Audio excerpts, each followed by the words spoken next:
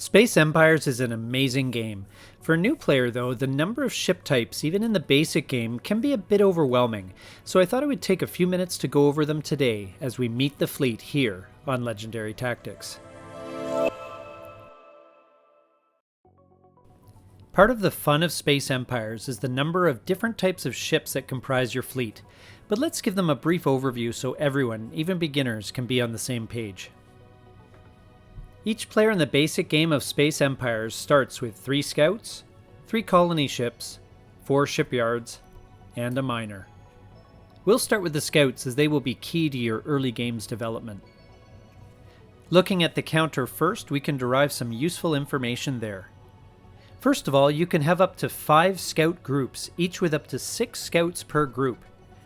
Their base attack is E3, which means that they fire after ships with an A, B, C, or D designation, and then they need to roll 3 or less on a 10-sided die in combat to score a hit.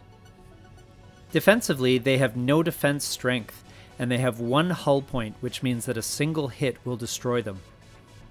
While scouts do not seem very strong, they are very important for your fleet because they are the cheapest unit with a combat value. This means that they can explore the galaxy around them. Some will inevitably be lost to the hazards of space, but that's the cost of doing business. At least they're not too expensive to replace, costing just 6 construction points apiece. Next up is the colony ships. You start with 3 of them, and they are used to establish colonies on other planets that you discover. These cost 8 construction points each, but they don't have any combat value at all. This means that they are destroyed immediately if they find themselves in a space with enemy combat ships and no friendly combat ships. Furthermore, they cannot retreat in combat, and their movement of 1 space per turn cannot be enhanced. But their advantage is that they can colonize planets, which creates streams of income for you, among other things. They do this by entering a space with a planet and then landing on the planet in the same turn. A colony with a value of 1 is placed there, and increases to 3 and then 5 over the next 2 economic phases. This number is the amount of construction points that the colony provides your civilization.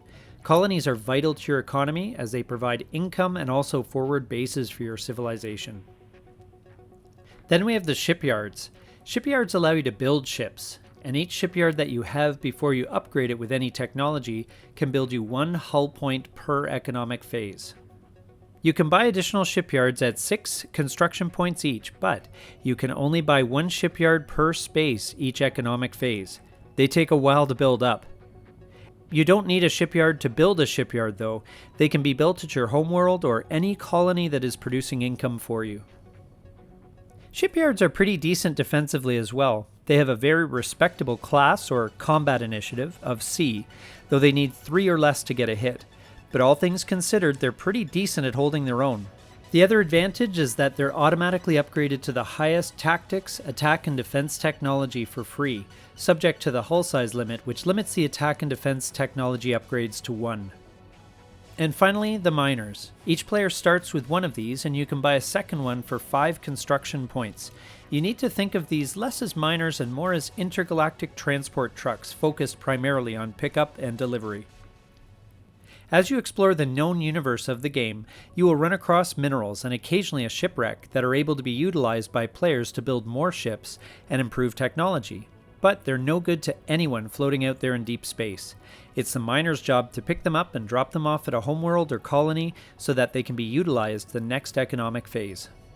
The next ship type you can build comes with upgrading your technology to ship size 2. This allows you to build destroyers.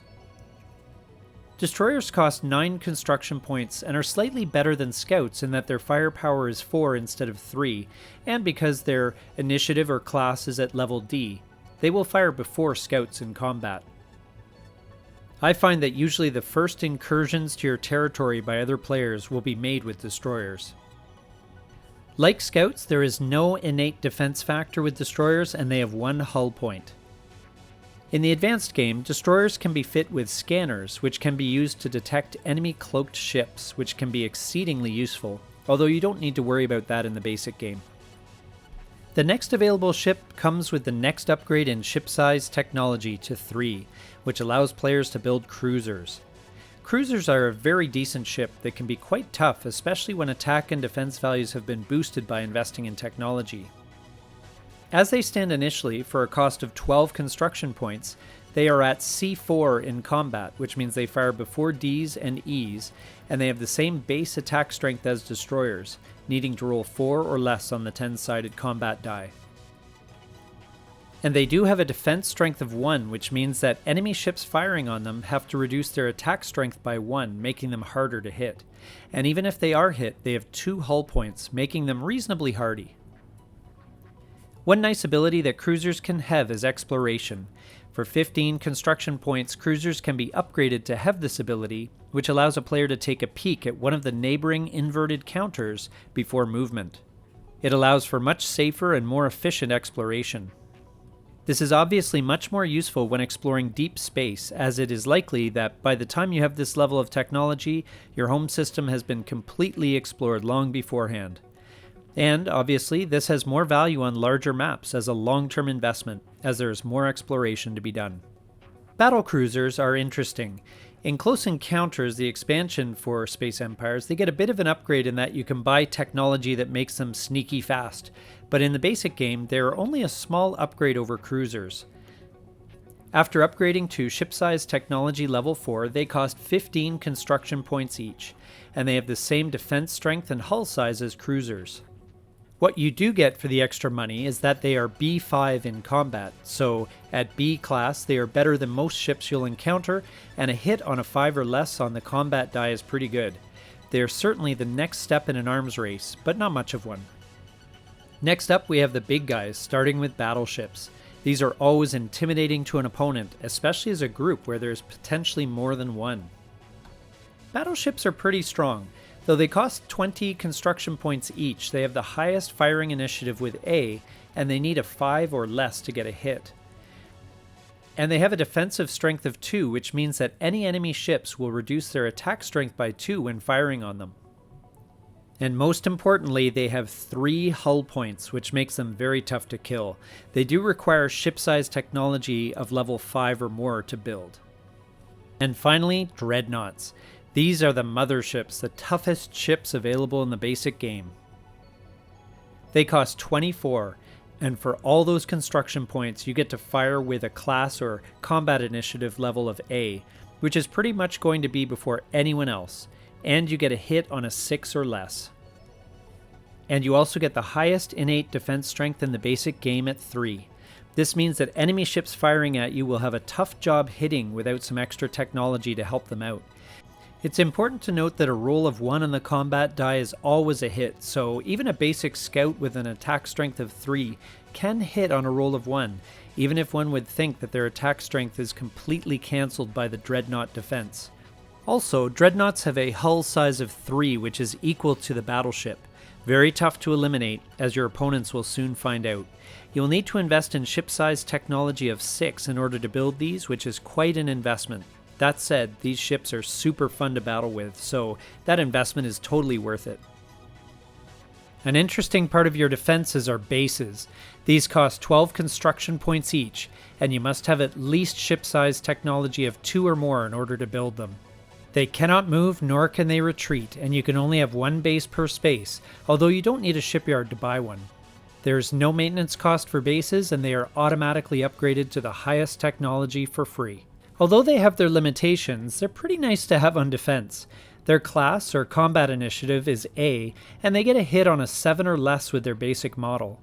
They also sport a defense strength of 2, which means that it will be pretty hard for your opponents to hit it without some help from attack technology. They also have a hull size of 3, which makes them quite hardy. You are going to want to put these in key places around your civilization, and they are especially fun when you surprise your opponent with them. And the last unit you'll need to know about in the basic game are decoys. Decoys are super cheap with a price tag of 1 construction point and can be purchased and placed during the economic phase at any friendly colony or your home world. To your opponents, they look like any other ship, especially as they move around at the same speed as your other ships. But they are paper tigers. When they are revealed in combat, they are automatically and immediately removed. But in the meantime, because this game includes the element of fog of war, They are a great way to affect your opponent's strategy, as they can never be sure when there are real ships there or not.